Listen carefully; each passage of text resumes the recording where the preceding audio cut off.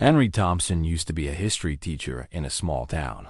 The kind of teacher who stayed after class to answer questions and who brought old coins to show the kids. Then the school cut budgets, and his job went away like a light switched off. He tried tutoring. He tried fixing small things for neighbors. Still, every month ended with the same math. Bills piled high and money stacked low. He and his 8-year-old son, Eli, lived in a tiny rented apartment with thin walls and a window that stuck in summer. Henry did not complain in front of his boy. He made pancakes on Saturdays and told stories about explorers, maps, and the way people saved little pieces of the past so the future could learn. One Tuesday morning, a cream envelope arrived with his name written in blue ink. The stamp was old, and the paper smelled like a library. Henry almost threw it away, thinking it was an ad, but the return address said, Law Office of Barclay and Poole. He opened it at the kitchen table, while Ely colored a picture of a lighthouse. The letter said his uncle, Charles Thompson, had passed away months earlier and left Henry a property in Emporium, Pennsylvania. Property? Henry said, half to himself. What kind of property? He had not seen Uncle Charles since he was a teenager. He remembered an eccentric man with bright eyes and pockets full of ticket stubs. Always talking about artifacts and stories. At the bottom of the letter was a description. Curatorial site, formerly Thompson Museum of Local History. The words felt like a dream. A museum? For a moment, Henry forgot the overdue rent and the broken handle on the fridge. He looked at Eli, who was now shading the ocean in a careful blue. Buddy, he said softly, your great-uncle left us something. A museum. Eli's eyes widened. Like with dinosaur bones? He asked. Maybe not dinosaurs, Henry said with a smile. But who knows? There could be surprises. Travel was not simple for them. The truck needed a new belt, and gas was a worry. But Henry felt a pull like a thread tugging at his sleeve. The lawyer's office told him the property taxes were paid up for the year. The building keys were waiting in a small safe box at the Emporium Bank, and he would need to sign a few papers. He packed a cooler with sandwiches, apples, and a jar of peanut butter. He folded Eli's favorite hoodie and tucked in a blanket. Before sunrise on Friday, they started the drive through hills and trees that turned the road into a green tunnel.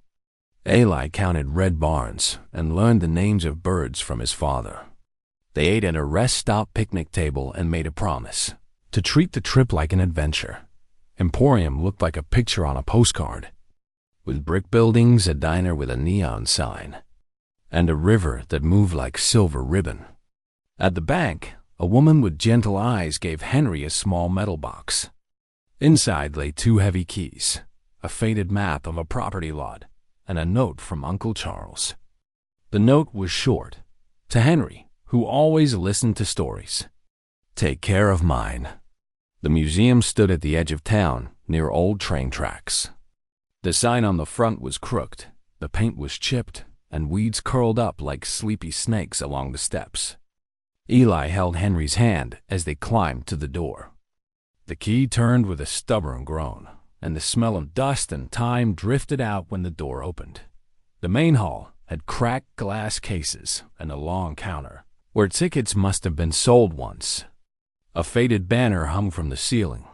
Thompson Museum of Local History, preserving our shared past. In the corner stood a wooden canoe with a small card that said, Local River Vessel, Ca. 1900. The air felt cool and a little damp. Sunlight made bright squares on the floor where the roof did not quite keep the weather out. Eli whispered, It's like a castle, Dad. Henry placed a hand on his shoulder and said, It could be a home for stories again. They set up a small camp in the office at the back. 2 sleeping bags, a folding table, and a lamp that hummed. Henry wrote a list on a yellow pad. Step 1, clean. Step 2, fix the leaks. Step 3, see what we have. The work began with simple things. Eli loved pushing the broom and chasing dust bunnies that ran like small clouds across the floor. Henry wiped glass and polished brass labels until they reflected his tired face back at him. He opened box after box in the storage room and found postcards, old photographs, train schedules, and a child's sled with iron runners. Everything needed care. On the second day, an older man from town stopped by. He introduced himself as Mr. Carter, who had once volunteered at the museum. He brought a bag of muffins his wife baked and told stories about Uncle Charles walking through town with a notebook in his pocket, asking people about their family keepsakes. He believed small things mattered, Mr. Carter said. He used to say, "A button can tell a life if you listen." Henry stored that line in his heart. When Mr. Carter left, Eli asked, "What did Uncle Charles keep secret?" It was a child's question, but Henry had wondered the same. The museum felt like a puzzle waiting for the right hands. They kept working. Henry repaired a simple leak with tar and tape. It was not perfect, but it held. He found a box of letters tied with blue ribbon and set them aside for later. Eli discovered a drawer full of ticket stubs from school field trips, and he counted them like treasure. In the back corridor, where the lights had stopped working, the air felt colder and the floor slanted down a little. A room near the end had a door with peeling paint. Inside were stacked frames, a rolled rug, and a wall that looked new compared to the others. The bricks were a brighter red, the mortar less crumbly. Eli stood staring at it. "Dad," he said, "this part looks different." Henry ran his fingers across the bricks. They felt smooth, almost like they had been cleaned recently, though he knew no one had cared for this place in years. "Maybe your uncle repaired this wall toward the end," he said. "Maybe there was a leak." But even as he spoke, he felt something curious under his palm. A hollow thud echoed when he tapped near the baseboard. He tried tapping farther left. Solid. Tap to the right. Hollow again. He pulled back, unsure. He did not want to damage anything important. That evening, they ate simple soup on the office floor, their bowls warm in their hands. Eli talked about how museums are like story closets, and you never know which shelf has the best surprise. Henry remembered a day from his childhood when Uncle Charles had visited. The older man had ruffled his hair and said, "Not all treasures are shiny, Henry. Some are hidden in plain sight, and their shine is made of memory." It had sounded like a riddle then. Now it felt like a note left on the wind. On the third morning, Henry called the lawyer to confirm the paperwork and to ask about records. The lawyer said the museum had been closed for decades, but Uncle Charles had kept paying taxes and utilities, even in years when no one visited. He never wanted it to be lost, the lawyer said. After the call, Henry stood in the main hall and studied the map of the building, tracing his finger along the walls.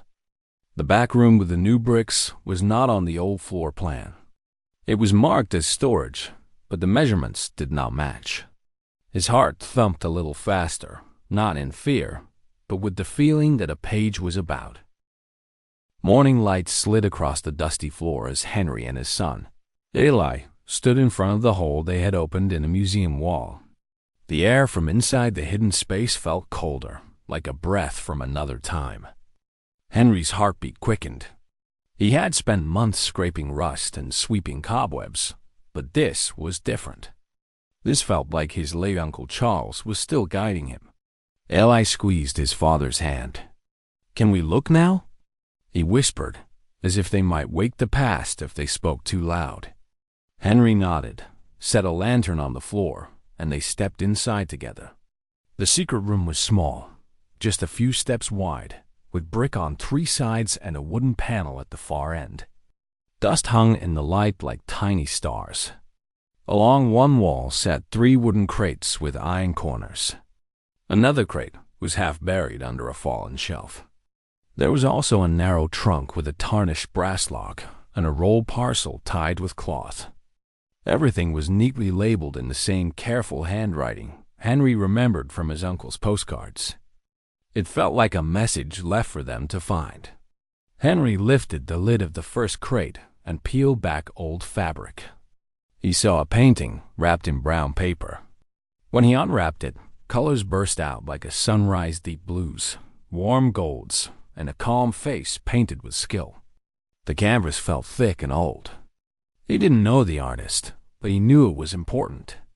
In the second crate, he found 2 more paintings and a stack of parchment folded into a leather folder.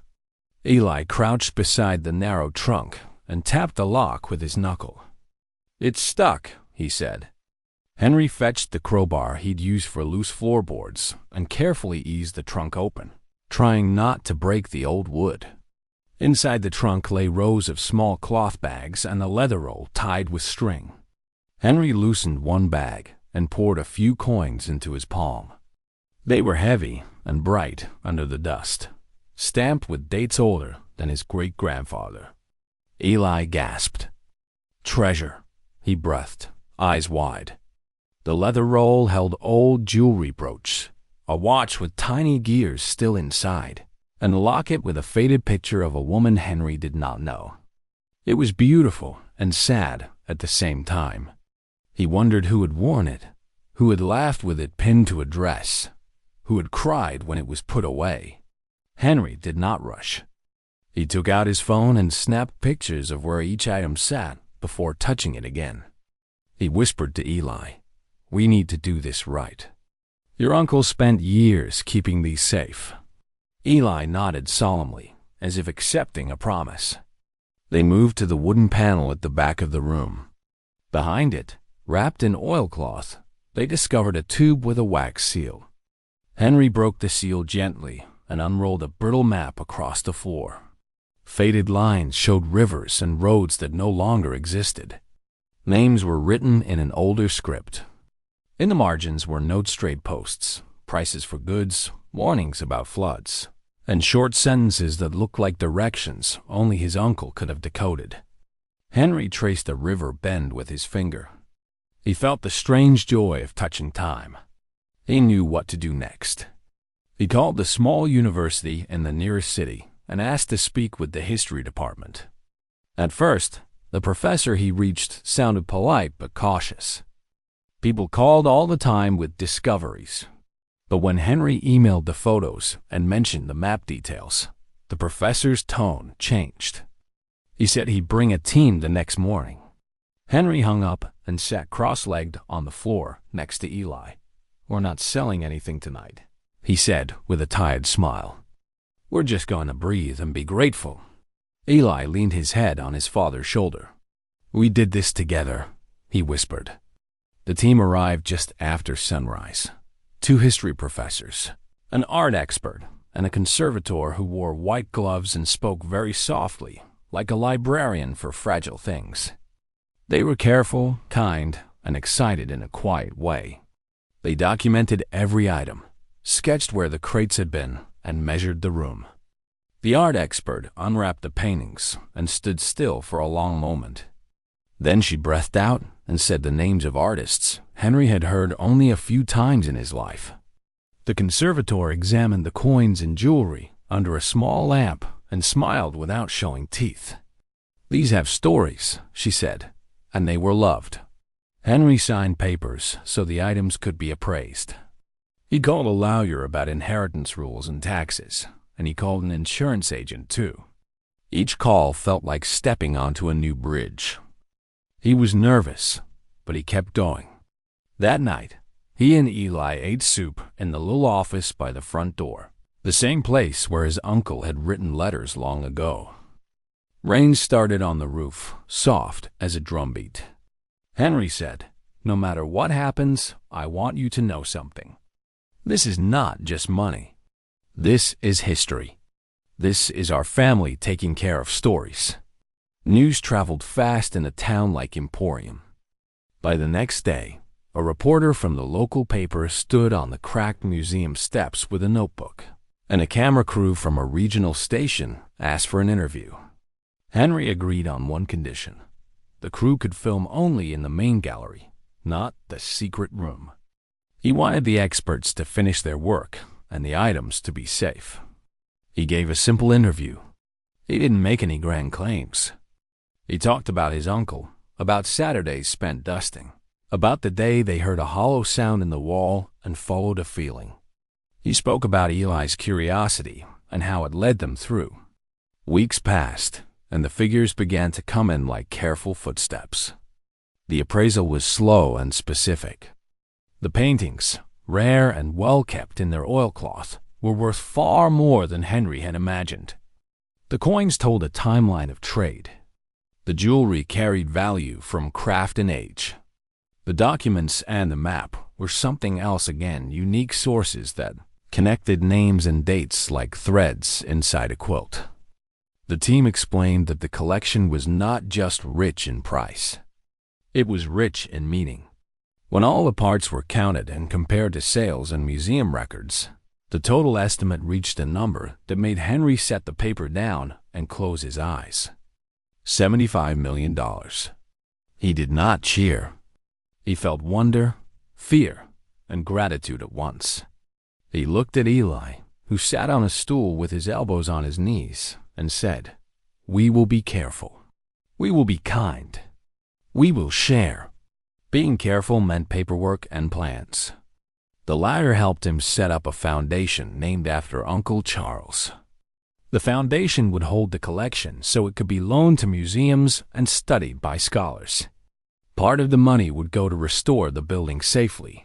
A new roof, climate control, strong glass, better lights that would not harm old paint.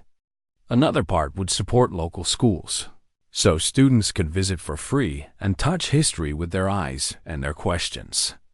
Henry also set up a small scholarship for kids who loved old things the way he and his uncle did. Kids who collected stamps or read plaques in parks because they wanted to know who walked there before. Some people advised him to sell everything right away. Others wanted him to keep it all and never let it leave town. Henry listened to everyone but rushed for no one. He sold only what the experts said was wise to sell duplicate coins that could be replaced by photographs, a single painting that had a twin in a larger museum. Those sales paid for the repairs and the insurance. The heart of the collection stayed in Emporium, in the building where it had slept. Renovation took months. The smell of sawdust gave way to the clean scent of new paint. Workers lifted in the new glass panels with quiet focus. The conservator trained Henry and Eli on how to hold a frame, how to turn a page with the side of your hand, how to walk near a canvas and remember your jacket zipper. Eli took the training very seriously. He wore white gloves and learned to move slowly, as if time itself might slip if he walked too fast.